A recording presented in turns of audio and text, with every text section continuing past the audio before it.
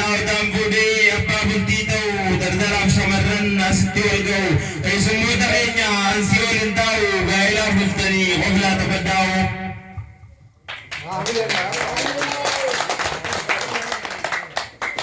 Isinumta rabbiin isin tolche jaarraa jaarsaaf jaartii taatan waliin guyyaa irraa sisseeqaa qoqqoblaa fataa jaanirraa. Odaa jechaa ture eegalee gaddaati sargii yoomi jechuun hedduu hiibanneeti arra kunoo rabbiin hiree isin tolcheeti gammaduu qabde jaaltu maal jechuu hangeeti.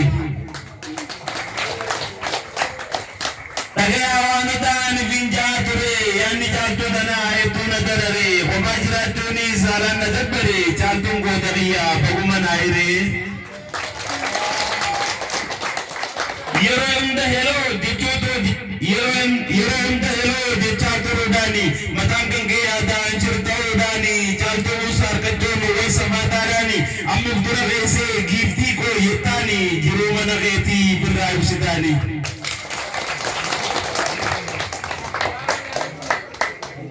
Caaltuu wayi dhageesse waan deeggadda goone bareedina kee dubbachuuf nama beekamoone kanaafudhaan caaltuu jedhee barsiin boone. Bareedina kan kee birra wallaanta caaltuu yeroo konkanni reebarni dhaabbata nachiin ilkaan keetiis baraalaan addaata mallaan kee duraanuu buskuta fakkaata kanaaf xiqqaa guddaan waa'ee kee dubbata odaa malee eenyuu koraan firingata. Ugaata bakkastuus baadhaa nama goota teessumni bareedaa deemtuu gamna tolta bashaasa namaatii oggoo tokko golta ogaa dubbattan maas waa namarraa oofta kanaaf otoo biqilaa godaan baase goofta.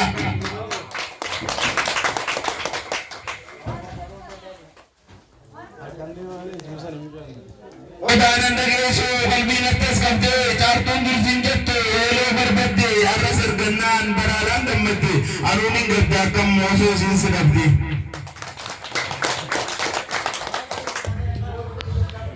Ol fuudheen si baasaa namni maal abbaasaa miila keetirraa nin galcha gabaasaa caaltuun si argattee naalaan haadha baasaa. Dargaggeessa keessaa sumaatu mul'ata bareeda namaatii hundaa si jaalata dubri bareedaan hundi si dubbata haaluma siitii fi caaltuu si mudata tabiratti atee nurraa bisaas taata. Wayyaa caaltuu teenyaa ati na dhageessa shamarran Oromoo biyya alaaf keessa ganaa si gaafatan waa'ee odaa keessa biyyoo kanaa qashtii bakka ergatte eessa dhufnee barbaadannaa jiru moo bakkeessa ati himuu qabdu gaafas boqaa keessa.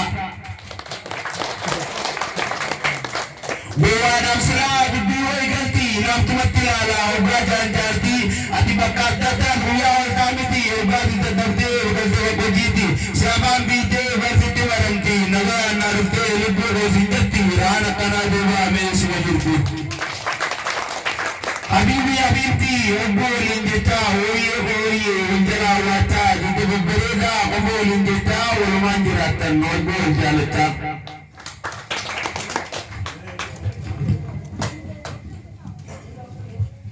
Yaa odaa gammannee gammachuu tanteeti wanni kanne dhufneef nutuddummaanneeti haalaa wajji turre wajjumaan nyaanneeti sirraa aboo qabnu saahiba jenneeti.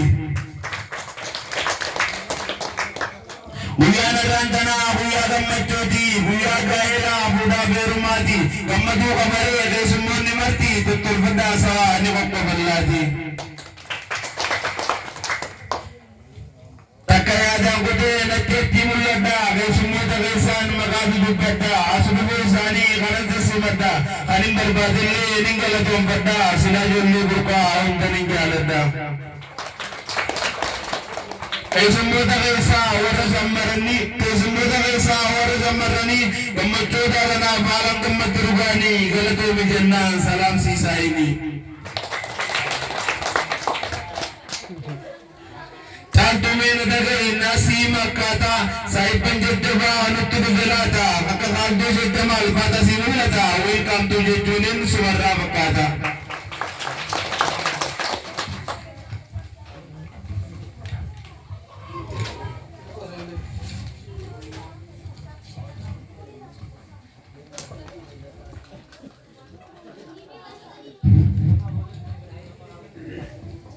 Eessumoota hundaa liqii dummeessaa hundeessaa maqaa naasni maqaasaa bareedina kan ka'e bakkalcha bariisaa mi'aan durantinaa barkata meeqintaa namni fardaa jiru kuni maqaan isaa eenyu yoo jettanii barinni bunnisaa.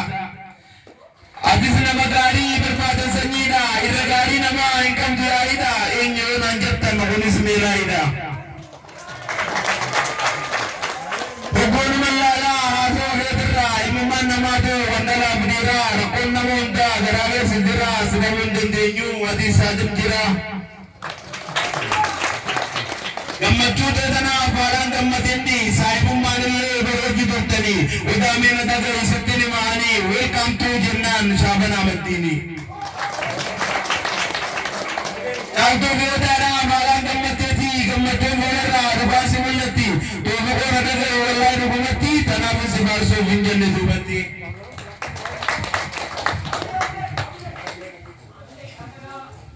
Saayibban Gilgaalii hawwaji turtanii meeqalee waan isaan jechaa turanii yaa Rabbi nuuf jaarii odaa eenyasanii sarbii isaan bu'isii jechuun kadhatanii arraatti boonaan gammachuun dhufanii ramadaaniif dareef naasir jiraaffaanii. Yaa odaa lakkaanuu namni numa nama warri siif gammadee ammas nama lama maqaa isaanii dhawee anaaf sitti hima saayibboottan kan ka'e warra bebbeekamaa ramadaan Zubairii ammallee Usaamaa. Osoon dhageessee tokkoffaa kanaafaa gammachuun dirriyaa maamantirraa hafaa fuutee fi dhageenyaan bararee hin dhufaa jechaa dhuma dhufee Balbilaan Mustafaa.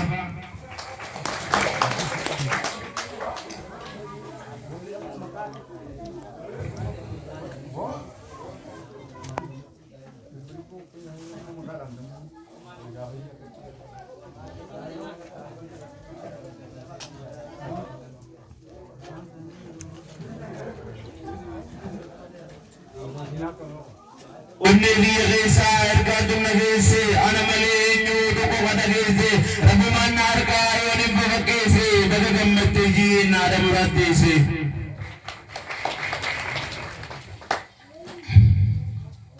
Naamil goofti ammaas takka yaaliini haasofnee qofallee taphanna waliini baga gammaddarree biraa fi haaliini.